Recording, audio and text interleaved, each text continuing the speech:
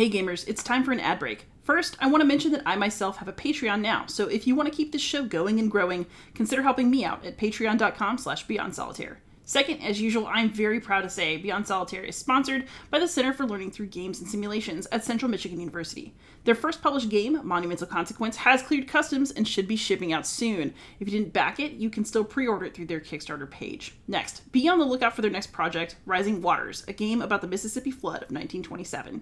You should also look into the Center's Certificate in Applied Game Design. They are offering amazing classes that you should absolutely sign up for. Starting on October 11th, game artist Lamaro Smith will teach a class about visual storytelling, and registration is open. Anyway, thanks so much for listening, and let's get on with the show. Hey gamers, this is Liz Davidson from Beyond Solitaire, and I have a very special guest on the pod this week. I'm here with Professor Scott Nicholson. He is Professor of Game Design and Development at Wilfrid Laurier University. How are you doing tonight? Doing well. Thanks for having me on. No, I'm super excited to have you. So many of you out there may know Scott from Board Games with Scott. He's OG board game royalty. If you know me from Board Games with Scott, make sure and take your daily aspirin for your lower back pain. Good advice always. But we're actually together today to talk about something I'm really excited about, which is escape rooms. So I actually looked at your channel before coming on here. I noticed that about 7 years ago, you made a video called Why I Am Studying Escape Rooms. So why don't you just kind of outline, how did you get into escape rooms? And was this always something that you did at an academic level because you're a professor of game design, or is it something that started as a hobby and then made it into your scholarship? Well, many of my students would probably say my classrooms are escape rooms because they can't wait for, to get out. So my escape room story starts in the 1980s, back when I was a college student at the University of Oklahoma, and I was heavily involved there. Let's see, I live in Canada now, but I grew up in Oklahoma. So if I gotta, I can slip right in that accent. We gotta talk like this because this probably sounds a little familiar to you, but anyway, so that's where I learned the difference between Oklahoma and Texas accents, Yeah, I'm a Texan actually.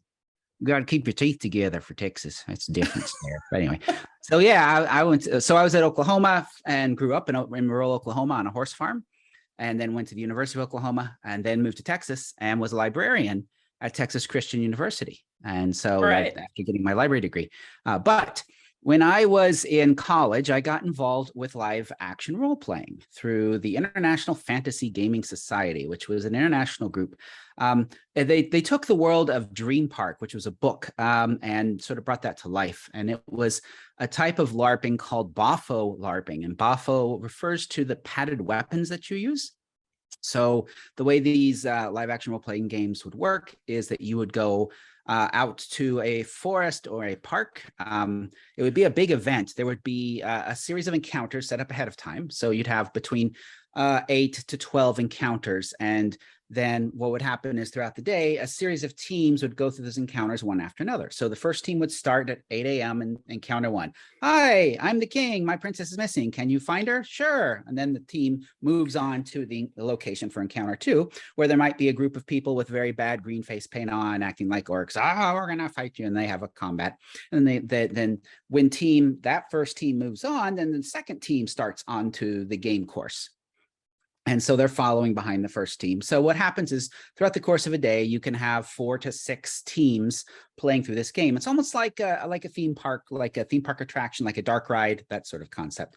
And I was involved as a player, but then I thought, this is pretty cool. And I started to write games. And so this was actually my first game design, was getting involved with creating live action role-playing games in this concept of almost like making an experience, a story that was told scene by scene as the players went through. So unlike live action role-playing games that are more character driven, I don't know if you've talked about LARPs on this podcast or you have experience with LARPs.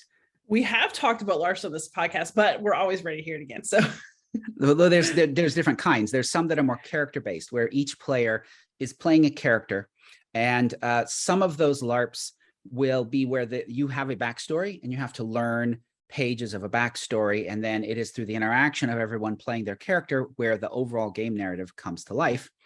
There's other games where each player has a character but they've created their own backstory and they're engaging in the game world. And the game world is bringing out the story. And so the players are then engaging in it. So this was more of that second type. So the players would play their own characters. But I got really involved in designing games, and that got me looking at experience design concepts, storytelling through chapters, creating these interactive narratives. And then little did I know that I was really seeding the ground for what would end up being my teaching techniques, for how I would bring students along on a journey. Because if you think about when you create a semester-long or a year-long class experience, that's really what you're doing, is you're taking this group of kids who bring their own backstories, their own worlds, and you're creating for them a journey, a series of encounters that they're going to have. And like with any game design, games exist because our lives are too easy and we want to make them harder. So we want to play a game. If you think about what a game is, it's like, my life's way too easy right now. I would like some artificial challenge, please, to overcome so that I can overcome something. And that's what a game is. It's an artificial challenge that we're choosing, an obstacle that we're putting in front of ourselves to say, yeah, I'm going to get over this obstacle because I like the fuzzy brain chemicals that it releases when I get over the obstacle. So but anyway, studying all of these things. And so when you bring that in the classroom, if you think about it as a teacher, a good teacher thinks the exact same way. A good teacher is thinking, what are the obstacles that I can put such that by overcoming one obstacle, they gain confidence, they gain knowledge, and they're going to be able to overcome the next obstacle and the next obstacle. And that's this idea in game design, we have this idea of flow. Flow is a theory that I teach in early game design, where the idea is that you want to make the game get more challenging as the player gets better. Because if the game gets harder as the player gets better, the player will be engaged in what's going on. If the game gets too hard before the player gets better, then the players get frustrated or the students get frustrated. If the game is too easy, then the player is not feeling challenged and they get bored. And so instead, what you're looking for is to keep them challenged. So whether it be creating live action role-playing games or creating classroom experiences for the students, it's the same idea. So when I was in college, I was exploring game design. I didn't realize that it was preparing me to then teach later on down the road. But when I've always enjoyed live action role-playing. Before that, I did Dungeons and Dragons and tabletop role-playing games. I grew up on a farm, and so I didn't have a lot of people around to play games with. So as a kid, I would get board games. I would set the board game up, play it by myself, and then change it and make it. So I'd set it up, I'd play all the positions, and then I didn't know at that point what I was preparing myself to do, of being a game designer or a game redesigner. Which is a little tip if you're looking to help your students get into game design. The best first way to do it is have them take a game they know and have them redesign it. A quick way to start that off is a little exercise I have in class called Tic-Tac-3, where it's like take tic-tac-toe, put the students in groups of 3 and say, now I want you to make a 3-player game of tic-tac-toe. And it gets them in game design. And wow, we've just wandered absolutely everywhere, but that's okay. We'll come back to escape rooms. So I've always been involved in live action role playing. Most people knew me through board games though, because in the 1990s, what year is it? What decade is it? I don't remember anymore. 2005. Neither do I anymore. It was when I did my first board games with Scott. We're coming up on 20 years, almost 20 years ago. It was the first board game series on YouTube. But I did it because I was teaching online and I wanted to get better at making video content. And I knew that the only way I would get better at editing videos was to edit videos. And so I said, well, okay, I can start talking about board games and use that as a way to improve my video editing skills. So that's why I started that. And a lot of people knew me from board games. So that when I then jumped into started looking at escape rooms, everyone's like, what's that all about? Well, it's because my first published game was a LARP rule set. And when I saw my first escape rooms, I was in Singapore in 2014, actually doing teaching librarians in Singapore about how to integrate games into the libraries. I was wandering around one of the many shopping malls. I don't know if you've ever been to Singapore. There's a lot of shopping there. Singapore is, the main Orchard Street is this series of what in the US would be a destination mall, but it is one after another after another. They're all connected by underground tunnels. So it's sort of this dystopian shopping future where you cannot see outside and spend all day wandering through many malls. Well, these malls had escape rooms. Singapore is very trend focused. So like when I was there, the food trend was popcorn. And around every corner, there were giant lines for people getting popcorn. My host told me, yeah, that's the food trend for now, and it will swap out for some other food trend that will go crazy. But escape rooms were growing. And so I mentioned it to the librarians I was talking with. They got very excited. Oh, you want to go to an escape room? So that night, they took me to Chinatown to what I realized now was a really bad escape room from a design perspective. The room was, you walked in, there were 5 boxes, all with locked boxes mounted on the wall, and they related to posters around the room. And it was this tiny little room with 6 of us in there. So you'd find you got a little clue, you'd find one poster, you'd match it up, you'd solve the puzzle, open the box, and it would give you another piece of information that you'd then figure out which poster you would then match that information to deduce and solve the puzzle on the poster to get the next box. And that was it. 5 boxes, key out, there you go. But it was enough for me to say, ha, they've monetized LARP. This is interesting to me. And the part of me inside that makes games for learning said, this is exciting, because now this is a way to package, because as people get excited about escape rooms, we can package learning activities in with it and people get excited about those. Now, the concept is not new. We've been using simulations for learning for decades. When I talk about the history of escape rooms, I show things like military simulations, like there's a submarine, it's a wet room, and it's basically water flooding in while people are solving puzzles as the water floods the submarine. We've been using simulations in driving. I did driving simulations. I did in medical training. We've been doing these kind of and escape rooms are just simulations. It's a simulation activity. So it's a good match. The nice thing about them, some of the things I like about them is they're cooperative. You're working together with everyone else. They're limited in time. So you know the game ends in an hour, and that reduces commitment for people who, because if you've ever played, when you talk about games, many people think, oh, you mean like Monopoly? And they think immediately to hour-long Monopoly games that go on and on and on. The nice thing about escape rooms, it's like an hour from now, it's done. The game is over one way or another. And so people are willing to commit to that in a way that they might not commit to a Monopoly thing. It's also, escape rooms are nice because they don't require preparation. With many games, you have to read the rules, you have to set it up, you have to, and escape room, it's like you show up, you pay your money, you're playing the game. And you're playing a really an immersive game. It may or may not be interesting based on the design of it. So there's a lot of elements that make it appealing for a quick educational experience as well, because we're simulating something, you're able to explore something in the world. They don't, in their native form of an escape room, they don't fit too well in a traditional classroom. We can talk about that and unpack that a bit. But there's some concepts there that are very useful. So to make a long story longer, I got engaged with escape rooms because I knew I had 3 decades of LARP experience that I could bring to the forefront. So after I got home from Singapore, I reached out to every escape room I could find on the internet, sent a survey to them, got a very high response rate from these surveys, which was crazy to hear from so many people. And I wrote the first article about escape rooms because I was surprised that a number of people wrote back and said, I wouldn't answer this survey except I know you from Board Games with Scott, and so I have a trust for you. Because the escape room industry was very competitive. They were very much about keeping secrets. So because I had already established myself as I didn't have a dog in the fight. I didn't have an escape room company. I was a professor, and I had already established myself as a good guy that shares information. I got higher participation on that survey than you might typically get from we got over 50% responses to just an over the transom survey to every escape room I could find on the internet. So, which if you're on survey research, that's a crazy high response rate for a sort of blind, here's a survey out of nowhere response. But that led me into starting to write about design and helping escape rooms to do a better job with design. So I'll pause there and see where you want to take this journey next. Yeah, actually, you already started to hint at it, as I was hoping. Yes.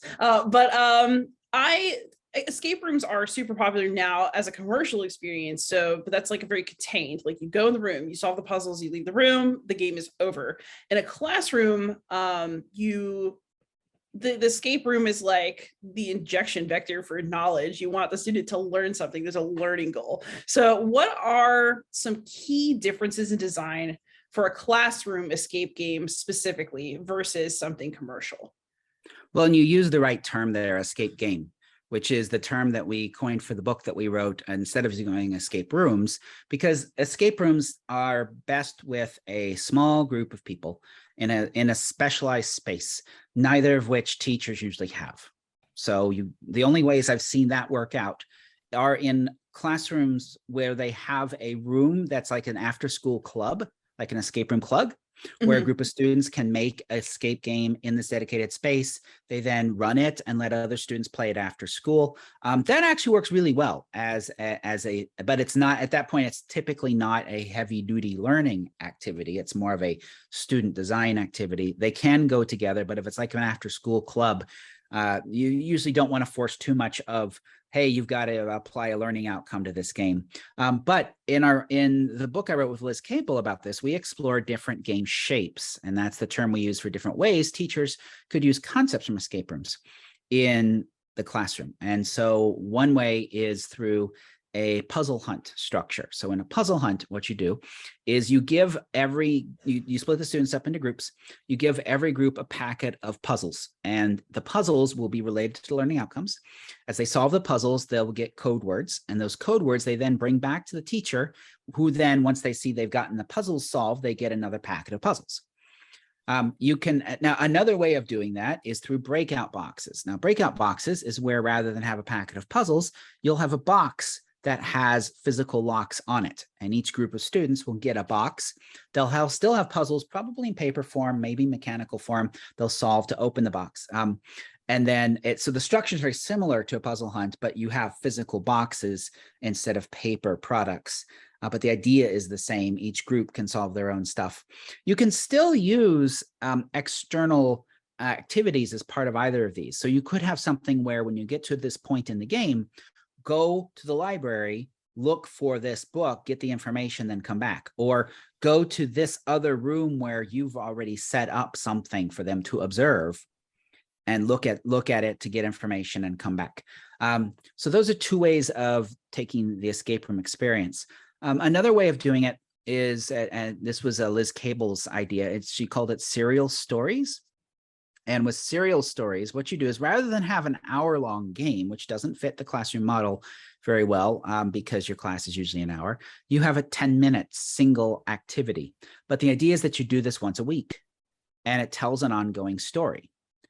So you have one activity that goes on. Now, there's some real advantages to that. It's a lot less prep because you're only making one thing instead of making 7 or 8 things.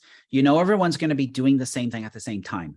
Because with an escape room model, people go running off kind of on their own pace.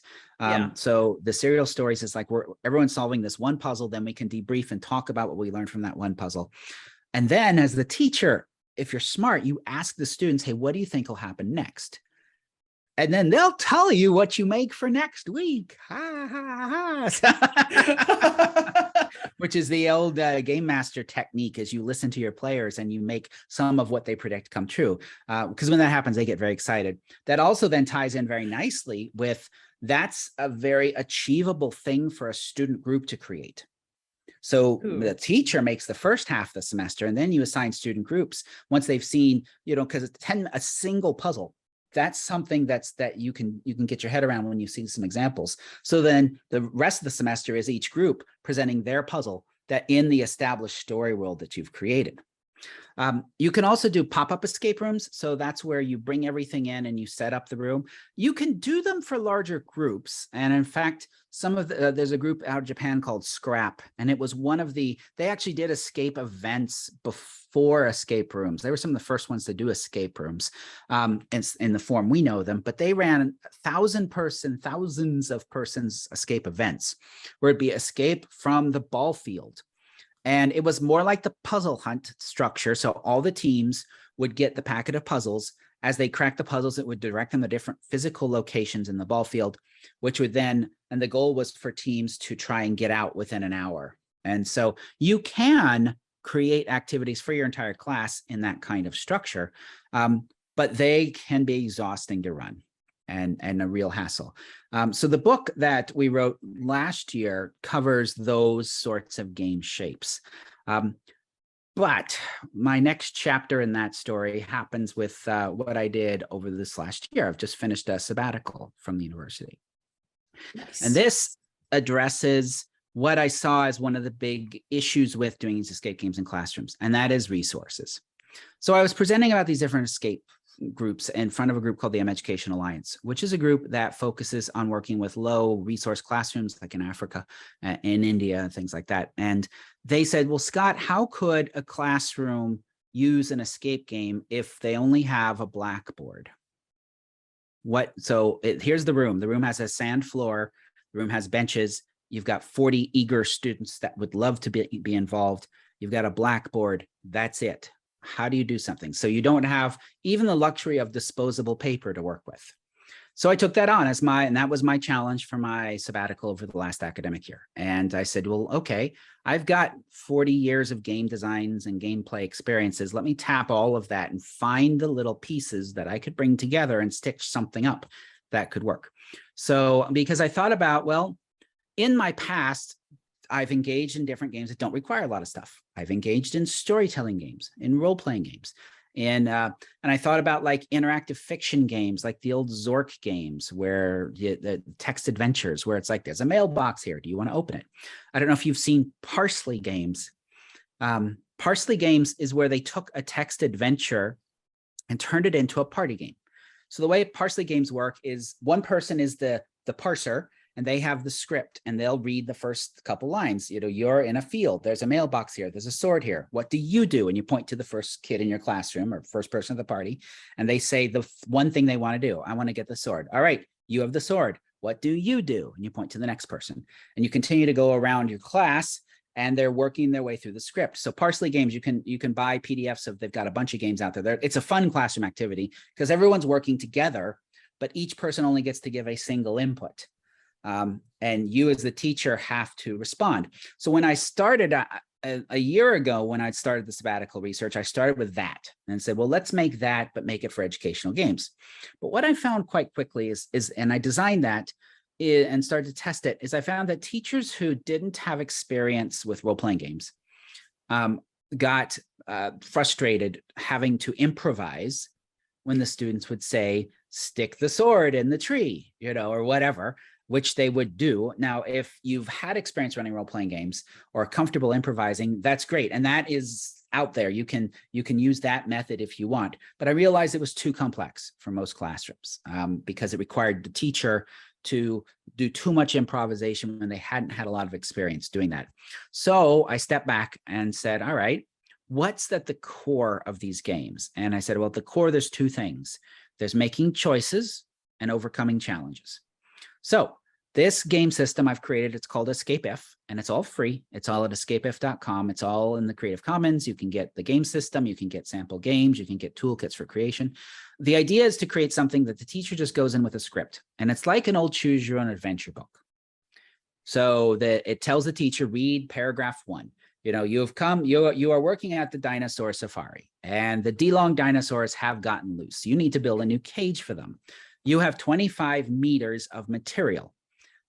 Each D-long needs a 1 by 1 square meter space. How many D-longs can you contain in a fence that you build at 25 meters? So that's a challenge. Now that's a challenge for a math learning outcome because you have to look at perimeter, you have to look at area. It's not just one quick right answer. You have to actually talk about things. So the structure is for a challenge is you put the students in small groups. You give them the challenge, let them work on it, and then they tell you what they figured out. The other thing you incorporate are choices. So a choice might be, it's a really hot day. You can either wear a short sleeve shirt, which will be cool, but will not protect you, or you could wear a long sleeve shirt, which will be warmer, but will protect you. What do you want to wear today? And again, if it's a decision related to the learning outcomes, you break the students up into small groups, you have them talk. If it's not related to learning outcomes, I just jump right to a vote at that point. And you let all the students vote and you move ahead. And then on the board, you'd write long sleeve shirt, short sleeve shirt. So the board is like your computer screen. It's going to track your inventory. You can use it to draw maps of what's going on, use it to lay out the problems. And you alternate between choices and challenges. So the players have some agency as to what they're doing. The challenges bring about the learning outcomes. You do that. So I find for one class game, which I go for about 40 minutes, it's usually like 3 challenges and a couple choices in the middle. And then you have a reflection at the end. And the idea is that the whole game is set to help the players understand the real world implication of what it is they're learning. So you tie the learning outcomes into the real world. And in the design documents I've got to help teachers make these, it's really all about that, starting with your learning outcomes and the real world implication and build a story out of it. So that's my current project, is to help teachers be able to use escape games without needing the boxes or the paper or the anything or the time to have to prep something big. It's just a script that you go in with, and the teacher is making the reality happen as they read the script. So if the kids don't like dinosaurs, well, then you can call them goats and elephants or robots or whatever, because the teacher is making the reality come to life. There's no computer game to change. There's no boards and cards that are locked in place. If you get to a puzzle and a math puzzle and it's too hard, or an English puzzle, it's too hard, you can change it, because again, the teacher is just reading from a script, but their reality is whatever they say. So that's the other nice thing, is the teacher's in control of the game. They can change the game very easily, because the reality doesn't exist till they open their mouth. So they can make a change even on the spot. If they're finding that's too hard, they can insert more information. So that's my current project that I've done for the last year, is this Escape If project. Oh my God, that sounds really cool. We could go on about this a long time, but I want to focus on something that you just said, which is adjusting difficulty in these games. So I'm a gamer, and, for me, it seems really natural that I would do things through games, but I know that that's not true for all of my students. So how do you handle difficulty level in an escape game in a classroom, especially when students are having a hard time completing a puzzle and it's going to block them from hitting that learning outcome? Like, how do you make sure that they learn what they need to learn, regardless of whether they're actually good at escape puzzles? So again, that's the Escape If helps to address that, because the problem with a class-based escape room, whether it be a digital game or a physical game, is that the groups are all on their own pace and they can all hit that lock point. And you are then, as the teacher, you can provide hints to individual groups, but you're running around trying to keeping everyone moving forward. The advantage of Escape If is everyone's together, that you present the puzzle to the students. You tell the students, now you have 5 minutes, work in small groups. If you're stuck, raise your hand, I can help you. And at the end of 5 minutes, you take answers from students. You may ask a group, you want to show us how you did that? So you're using your teaching methods that you already know in order to solve that problem. Because then first, they're in groups, so there's a better chance that someone in the group will be able to help. Second, if the group's completely stuck, in 5 minutes, you're going to be talking through the problem anyway. You've gotten them mentally interested in it, because there's been nothing else they could do for those 5 minutes. So that's the other thing, is you're taking, escape rooms have that problem of offering so many affordances that the players can get stuck on something that they shouldn't be working on, because there's so much stuff out there. With this Escape If model, you're taking away all that extraneous stuff. It's like, here's the one thing, we're all doing it as a class at the same time. You're all in small groups working on it. Then we're going to talk about it, and we're going to make sure everyone's on board with it. And if it's clear that a lot of the class didn't get it, well, then you can create right there another challenge that's similar to have them do it again. It's like, well, all right, so now that you see how we did that with 25 meters, okay, now you've got 32 meters. Now solve the same problem with 32 meters of fencing. Now they've got a worked example. So that's, again, an advantage of the Escape If. And that's what I've been trying to do with this Escape If, is address some of these design issues that come with escape rooms. And I've seen people will take the Escape If game, because the other thing that Escape If games, once you have one designed, it's very easy to turn it into a twine game.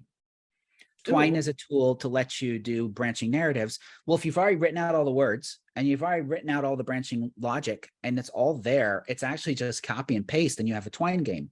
The problem is now you're back to the issue of students all being at different paces in the game and people getting stuck, and you lose that idea that we're all taking the journey together as compared to everyone's out. It also takes away the competitive nature. So at our school in Laurier, the way our game design program is different is we are focused on meaningful games, on critical games. We're focused on, if you've heard about the wholesome games movement, but on games that are cozy and on cooperative, games more focused on building instead of destruction, more focused on nurturing instead of killing. And so when we do a game jam, we don't have any sort of competition. There's not a best of, because we find competition can tend to It encourages shortcuts. It encourages people to not necessarily want to help each other to do the best thing. So the escape if model has the whole class working together on the same stuff at the same time. So there's reasons they all want to help each other improve. Oh, that's really interesting. Yeah, I've actually I mean, I always see games as something that is relatively competitive and am a competitive person. I think that there's room in my life for wholesome games as well. Actually, one of the reasons I became a teacher was that I knew that it would curb some of my more competitive natural instincts, because when my students do well, I do well. And that's exactly where I need to be. So I like that. Yeah, we know the problem with too much competition is that a competitive classroom game structure really only helps the students that don't need the help. Yeah. The students that are strong and are driven to be stronger are benefited by a competitive game structure. The students that are not as strong are hurt by a competitive game structure. So So I did a research project where I used different forms of gamification in different classrooms to look and see what the effect was. Because there's been a lot of push to say, hey, use gamification in the classroom and it'll get the students really excited. What I found is that the students that got really excited and benefited the most by it are the students that didn't need that support, the strong students. They got stronger. The students that were weak just got weaker and weaker, and they didn't care anymore because they didn't see any way they'd be able to improve. So instead, what I was thinking is, well, how do we need to focus on our games that help everyone? It becomes a tighter net to catch everyone and help them all engage. And that's where cooperative games come into play, where you've got the whole class working together on things that helps everyone to come along, as compared to just the strongest students pushing the leaderboard and leaving everyone else behind. Now, that may be the way life is, and you might say, oh, well, that's the American way, but I'm Canadian, so there you go. Yeah, and I like this as an alternative. So I actually do struggle with that in my classroom. I love to play games with my students, and they are competitive and they like to play. But if it's too obvious who's going to win, then it's not fun. So I've normally tried to solve this problem by kind of introducing luck into games in my class to kind of make the outcome a little more spotty so that anybody could win. But I like this idea of having a more cooperative experience. It's actually keeping everybody on the same task at the same time, because that is something I do routinely struggle with in my class, people rushing ahead and people being very competitive. So you're absolutely right about that. I have another engagement question as well. So in your book with Liz Cable, at one point you distinguish between a puzzle and a task and talked about student engagement and not wanting to have too many tasks and wanting to have more puzzles.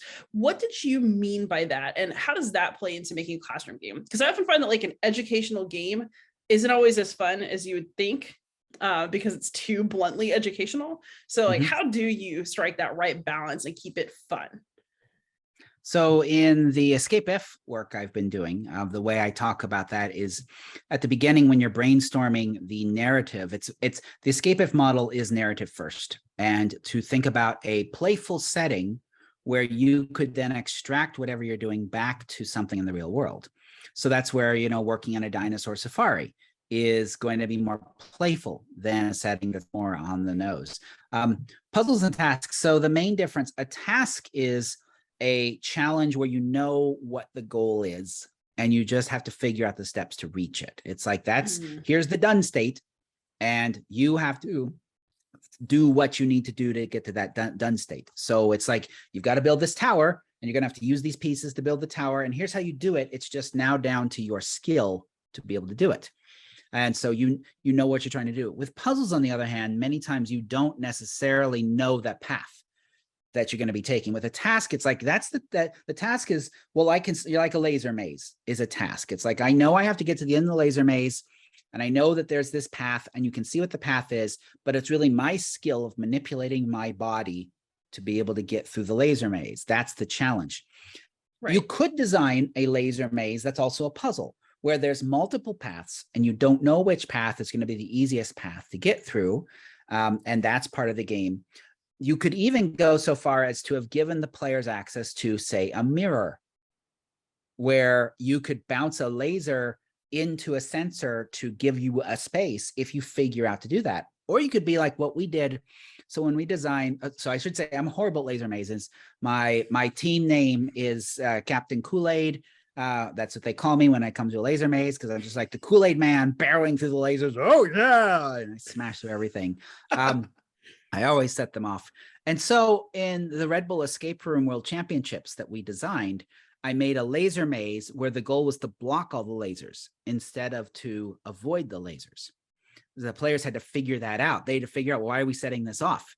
And they'd have to figure out, oh, we succeed only by blocking everything. So I wanted to help fat people win. Yay. We need it. But anyway, so in the teaching environment, so like the challenge I said earlier about the D-longs and the dinosaur pen, and you have 25 meters of fencing, and what size fence can you create? That's a puzzle because you don't know, and there is a best answer, but you don't know what that best answer is. It's because you've got to try different pen sizes and different dimensions. You have the same perimeter for everything, but it's gonna be different areas based upon what you said as the size of the perimeter. And so that's where that puzzling aspect comes in. And you can see there's some engagement with that. It does take longer because the students now, it's not where you say, you have 24 meters and you're going to make a 6x4 foot pen. How many D-longs can that hold? What's the area of a 6x4 foot pen? So there's not much puzzle in that. That's very straightforward. Here's the process as compared to here's different paths and things that you can explore. So the thing about having more puzzles is puzzles get you more mentally engaged with what's going on, because you are part of the challenge is figuring out what to do, and part of the challenge is the doing. So there can be tasks within puzzles where it's like, I know that I need to get this thing to happen and we're going to have to do it. And now we figured that out. Now we're saying, well, was that the right thing to do? Just like there can be tasks that have puzzles within them. So it's not as cut and dried, but it really comes down to, do I know what I'm trying to accomplish? And it's just coming down to my ability to do the thing. Or do I not know what I'm trying to accomplish? And a part of it is trying to solve that challenge of what's the path going to be, or you might know the goal, but you don't know the right path as compared to, there's the goal, that's the path, we just have to pull this off. Interesting. So I've enjoyed parts of this conversation about wholesome gaming, and gaming is a way to invite students of all types into a task. So it's not just the strong keep getting stronger and the A student stays the A student, everything stays the same. That these sorts of puzzling activities and games can draw in more students. And I remember I noticed in your book that you talked about how puzzle solving is actually an excellent way to get neurodivergent students to come out of their shell. So I guess what makes gaming in particular something that not just that everyone can participate, but maybe everybody can thrive? And how do you kind of pump those aspects up if you're going to play games in your classroom?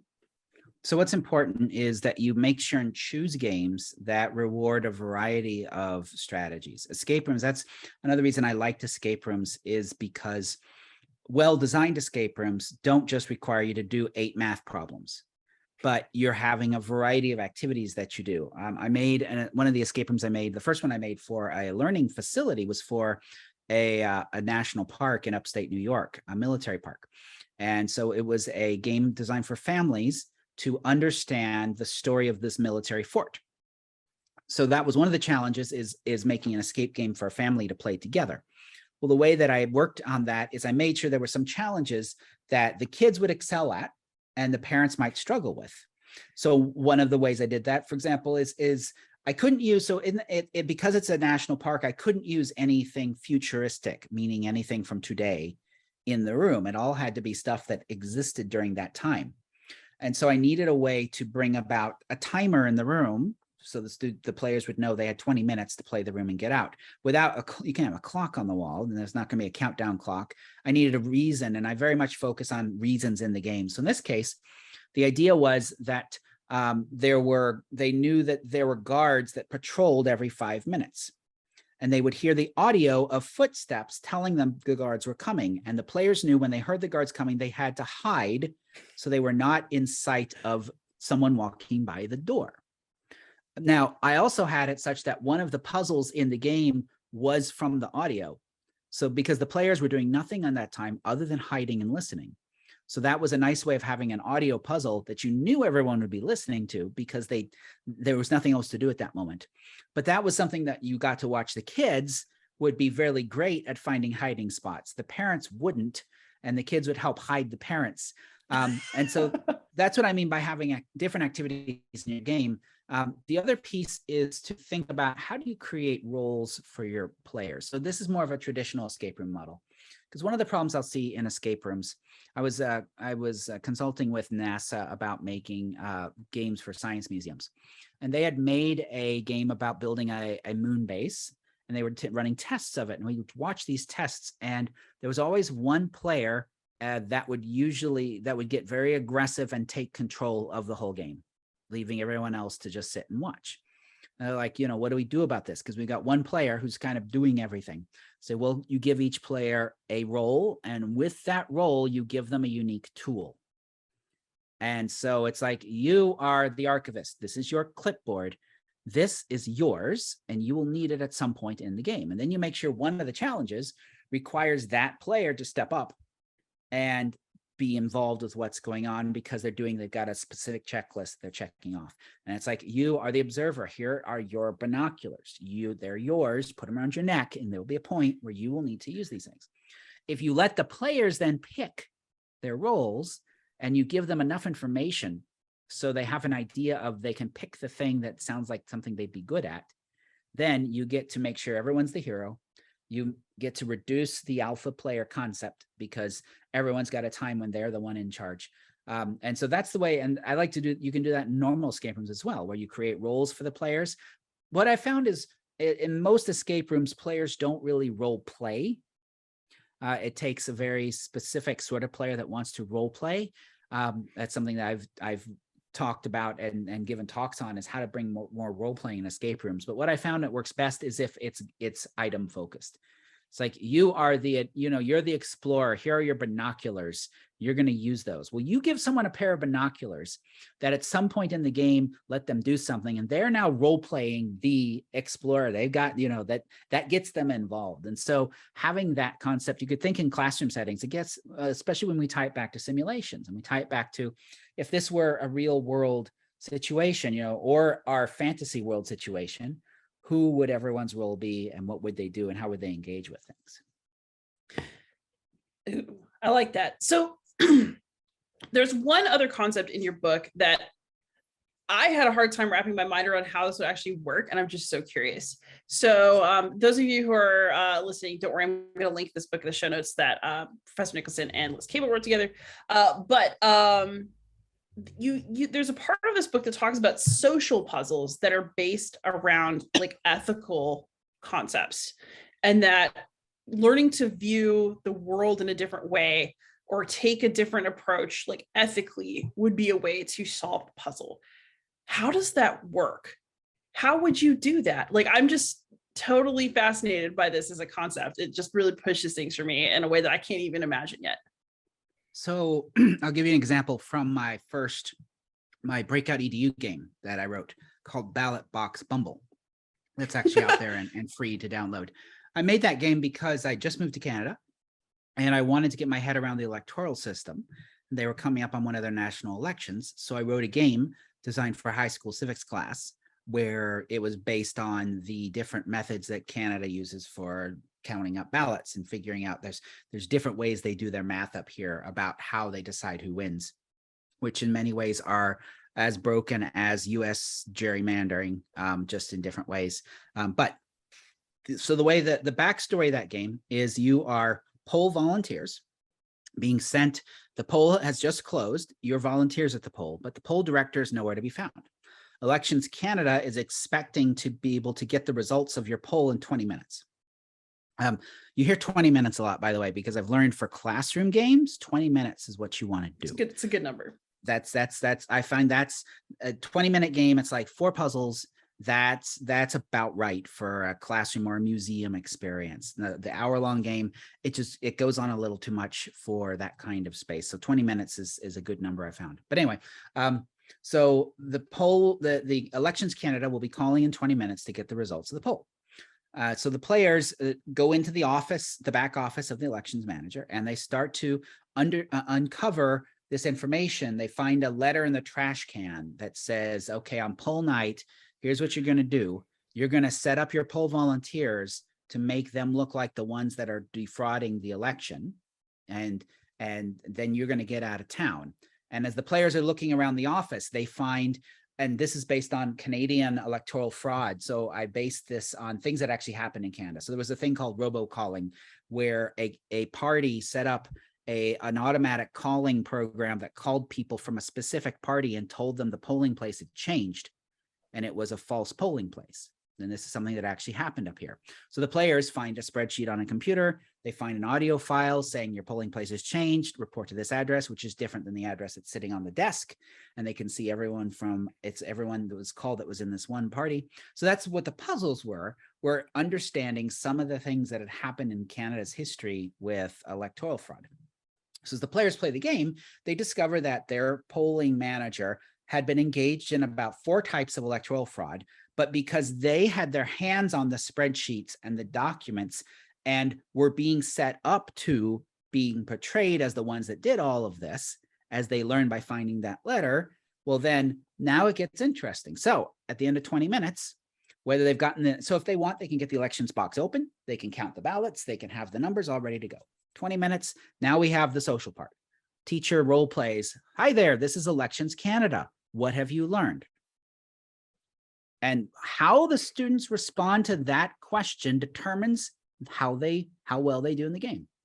It doesn't matter one whit if they get the box open or if they count the ballots or any of that, because there's 3 different endings to the game. And what I did for that is I made 3 different newspaper articles based on how they answer. So they can just give the numbers. If they give the numbers, they then get this newspaper article that they are now brought up on fraud. Because they've had all this evidence of them on the computer and them touching all these things. They can report the fraud. They can say, hey, something's suspicious, in which case they get another ending about that they caught this fraud. And then, but what's important is at the end of that then is we have a reflection. You always have to have a reflection after a game. That's where the learning happens, because the reflection is about the concept of civic duty and the concept that the reason why there's volunteers here is because it has more people with their eyes open for something that might be going on. And that's the ethical point of the game. It actually, the rest of it doesn't matter at all from a winning or losing perspective. So people that what I find about 1/3 of the people get so focused on winning the game. They count the ballots, they report the numbers, done. And then they get this ending that's kind of like, you lose. I never say you lose. It's just that there's consequences. And then we reflect upon, if this were the actual situation, what should you do? What should be and because that's the idea. If it's a civics class, you want that learning outcome to be like, oh, all right, this is part of our duty to say, hey, something's not right here. Something's not going on. So that's a great example of how the end of the game is this ethical situation that it's up to the players. It's not forced down their throat. It's not like, here's the ethics of, because it would be a very different game if I said, go and investigate the office and look for points of fraud and try to figure that out. Totally different game at that point. But I wanted it to come out at the end as this, did you have that aha? And even if they don't and they get the bad ending, you then still have the reflection, because actually it's a reflection where the learning happens, to say, well, what did you learn? What, if you ever volunteer for something like this, what should you do if you see something that is suspicious? How do you act on that? And you can talk about civic duty and talk about all that stuff. So that's a way of baking ethics into a game that didn't seem like it had it at the beginning. This is giving me so many ideas for my own classroom, but I want to respect your time. So I'll ask you my last couple of softball questions. 1, have you played anything fun recently, especially if it is a board game or tabletop RPG that somebody out there could just try out? To be honest, the thing I've been having the most fun with is not a board game. Because of COVID, I've not been playing board games with anyone. But I've been playing Valheim with a group of friends. Now, Valheim is kind of like Viking Minecraft. So it's the Minecraft concept of mining and building, but it's all Viking set. And I've been enjoying, I never got into Minecraft. I never really liked it, but for some reason, Valheim, I've been enjoying that quite a bit. So it is more enjoyable when you're with other people, making your Viking houses together and creating your own little Lego world out of bearded Vikings. So that's the thing I've been actually playing more of than anything else. I love it. And if people have questions for you, where can you be found online? So if you are on social media, I am very active on Twitter at S Nicholson. I'm over on Facebook at Professor Scott Nicholson. You can find me there. My email is scott@scottnicholson.com. That's another good way to reach me. YouTube, you can see a variety of things at S Nicholson over there. And finally, if you want to learn more about all the Escape If stuff I talked about, that's all at escapeif.com. It's all free. And what I'm hoping will happen with that is you'll take a look at it. You will then try to make your own Escape If game. There's YouTube, about a 2-hour tutorial on how to make your own game. And then the M-Education Alliance is hosting an archive of games so that you can upload your game and share it with other teachers. My next step in this process is to look to get funding to create a student-friendly version of the tutorial, the game-making tutorial, so that we can start getting students to make these games. Because if the resulting game is just a written-out script, there's no programming language, there's no boards and cards, there's nothing like that to deal with. It's something that any student that can tell the story can make. And that's where I'm going forward with this, is getting more students to tell their story through making these games. I love it. And everybody who's out there, this will all be in the show notes as well. So please go check out escapeif.com. If you're listening, you probably know I can be found anywhere on the internet as Beyond Solitaire. Scott, thank you so much for coming on. This has been wonderful. And thank you for having me. And hopefully you can get yourself trapped in a room before you know it. Indeed. Or I can just trap my students. They come back next week. So my escape room year is only beginning. But thanks so much, everybody out there. Please like, subscribe, comment, ask questions, and most of all, happy gaming. Bye-bye.